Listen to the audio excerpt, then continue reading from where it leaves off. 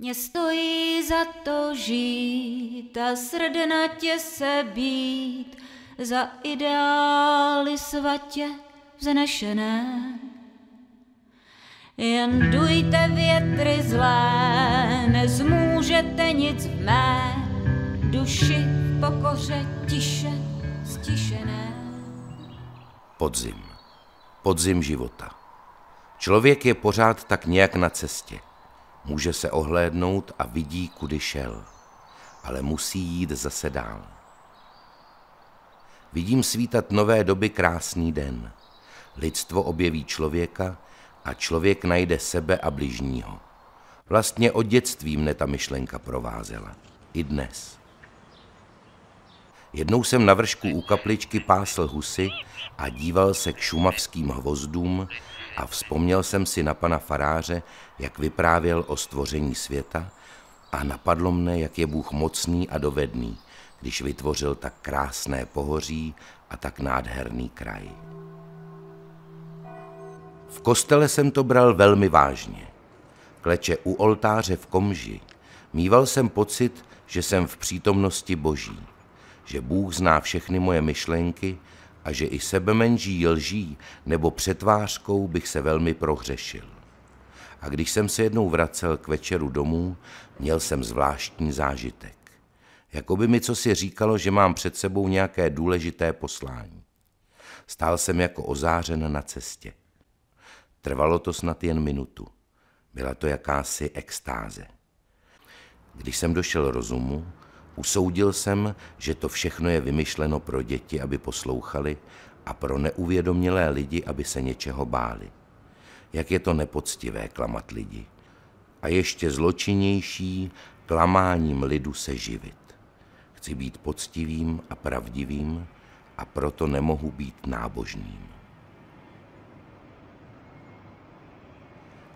Ale to byl jen další začátek další cesty. K strýci do Vídně, léta dospívání a také nalezení baptistické víry. Jak osvobozující to bylo. Cestou jsem zakotvil v Bratislavě, kde jsem zažil mnoho radostí, ale také krutého pronásledování a mnoho bídy. Často celý den, kromě suchých bramborů a vody, neměl jsem v ústech nic, jen abych podle svého přesvědčení mohl přinášet i spásu svým bližním a uchránit je před věčným trápením v pekle. A Hamburg, kde jsem byl na studiích, byla to doba krásná i hrozná. Krásná proto, že jsem se dostal k pramenům vyššího vzdělání a měl jsem příležitost nabírat plnými doušky ze všech zdrojů vědy, hlavně však z teologie a filozofie. A já tak toužil po vzdělání, které by mne učinilo schopnějším kazatelem. A hrozná byla ta doba, neboť mi neúprosně jako dravá řeka trhala břehy, na kterých jsem stál. Kousek po kousku ztrácel jsem podruhé vše, co mi bylo nejdražší. Když mi bylo nejhůř, modlíval jsem se. Bože můj, Otče, srdce k tobě lne, ale hlava utíká. Neuměl jsem ještě tehdy rozeznávat mezi hodnotami náboženskými a titěrnými dogmaty, jimiž nevyslovitelné mělo být vysloveno a neohraničitelné ohraničeno. Další a další drobné cestičky. Hledání, toužebné snění o dobrém světě a dobrých lidech. Pak přišla služba v Brně a posléze s ní další rozcestí. Jako protestantský duchovní prožíval jsem velké vnitřní boje. Byl jsem na vrcholu dosažitelného v mém postavení. Sám založil jsem 7 sborů, byl jsem předsedou a zástupcem všech rakousko-uherských baptistických církví, delegátem a mluvčím na všech kongresech, ale vnitřně jsem už nemohl žít dále. Tehdy mi Tomáš Garrigue Masaryk řekl, že jsem unitář. Uvedl mě v Berlíně s paní Masarykovou mezi unitáře. Ale byla to opět křivolaká cesta. 7 letům stráveným v Americe vděčím nejvíce. Byla to moje nejvyšší škola života. Příležitostí v ní poskytnutých využil jsem plně. Nejen pro sebe k dalšímu vzdělání, ale pro osvobozovací práci v době pro český národ nejkritičtější. A nakonec moje vlastní děti mne pak přivedly k unitářům. Po skončení práce více politické během války cítil jsem poslání ještě jednou si zabojovat na poli duchovním. Chtěl jsem nejprve pracovat 5 let na zkoušku a potom, když mě zkouška uspokojila, přidal jsem dalších 5 let jako dobu příprav k položení základu pro celostátní organizaci. To bylo spojeno s otevřením přestavěného domu v Karlově ulici do Anenské. To má být pracovní úl. Od první chvíle, co jsme tu začali budovat sídlo, říkal jsem každému, unitářství tu musí být, i kdyby čapka nebylo. Je-li dobré a zdravé, zůstane. Není-li tomu tak, nechť padne. Čapek je jen jedním z článků, jedním kamenem ve stavbě, nic víc. A nebylo to věru snadné stavění. Když bylo nejhůř, obracel jsem se k věčnosti, jak jinak. A nebo jsem složil nějakou novou písničku. Mně stojí za to žít, tak to je. Takže tady vzniklo naše sídlo. Odtud se myšlenky šířily po celé naší zemi. Zvládl jsem přednášet, organizovat, psát knihy a časopis zalétal i do těch nejzapadlejších koutů. Když došlo na lámání chleba, přišlo pozvání k odjezdu do Ameriky, abych svůj život uchoval. Řekl jsem kolegovi, jak bych mohl opustit svoje lidi a svou zemi. Bude mě tu zapotřebí. Ty se hleď uchránit s rodinou. Já zůstanu. Mám-li padnout, ať tedy padnu v brázdě, kterou jsem oral. Pak moje cesta došla na další křižovatku. V pátek ráno, 28. března 1941, jsem vstal jako obvykle a šel si jako obvykle poslechnout cizinu. V tom někdo prudce zazvonil u dveří. Dovnitř vtrhlo 5 mužů. Bylo to gestapo. A zanedlouho jsem byl ve vězení v Drážďanech a psal jsem domů. Až se vrátím, vezmu vás všechny někam, kde se budete dobře cítit. Ujišťuji vás, že jsem dobré mysli, že mi tak dalece nic neschází, vyjímaje dýchací obtíže, které už jsem měl doma. Nyní vycházím dobře i sídlem. Koupil jsem si i rybí tuk. Shledávám, že přes mých 71 roků jsem ještě přizpůsobivé zvířátko a to moc pomáhá.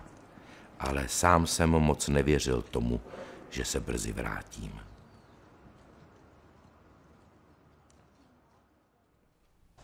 Podzim. Podzim života. Podzim života. A tak jsem tu znova. Na poslední cestě, byť jen v myšlenkách. Byl jsem učen hledat Boha v kostele. Potom jsem po něm pátral ve hvězdách. Také jsem hledal v církvích teologii a filozofii. To hledání mne provázelo na všech cestách od jara do podzimu života. Nejprve jako dítě viděl jsem všelicos, ale Boha jsem neviděl. Potom jsem viděl jen takový křiklavý obrázek, jak mi jej vymalovali kněží. Bylo to hodně makavé. Člověk mohl Boha takřka vzít za nohy. Potom jsem slyšel tichý hlas. Musíš se utišit, musíš se soustředit, musíš se dost dlouho dívat.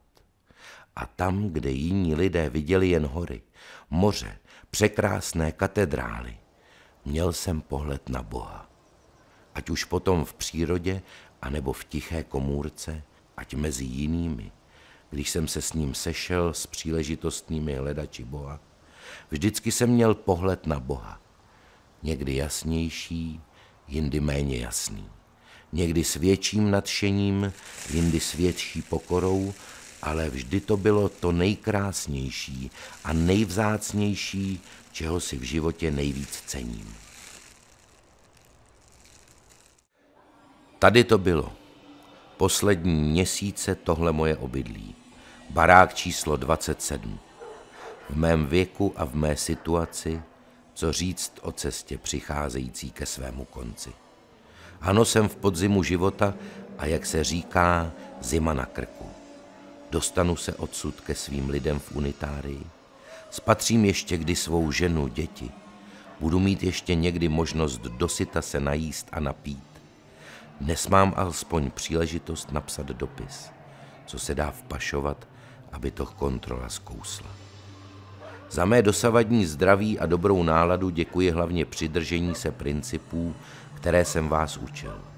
Jsem také proto pln důvěry, že vše dobře vydržím s velmi cennými zkušenostmi, které mě vnitřně obohatily. Dbejte jenom na započatou náboženskou práci, abyste ji stavěli dále a velký důraz kladu na postoj k životu, tak, jak je, a na budování pevného charakteru, který se ve všech bouřích a nebezpečích uchová. Kolik toho je, o čem bych mohl snít? O svobodě, životě v klidu a míru, o pocitu bezpečí, jistoty, soukromí. Jsou tu dvě místa, která jsou východiskem. V životě jsem už tolikrát našel cestu. Cestičku tam, kde ji nikdo už neviděl. Podaří se mi ji znovu nalézt. Podzimem, zimou života jdu dál. Stojí mi to za to. Mně stojí za to žít. Mně stojí za to žít a srdnatě se být za ideály svatě vznešené. Jen dujte větry zlé, nezmůžete nic v mé duši v pokoře tiše stišené.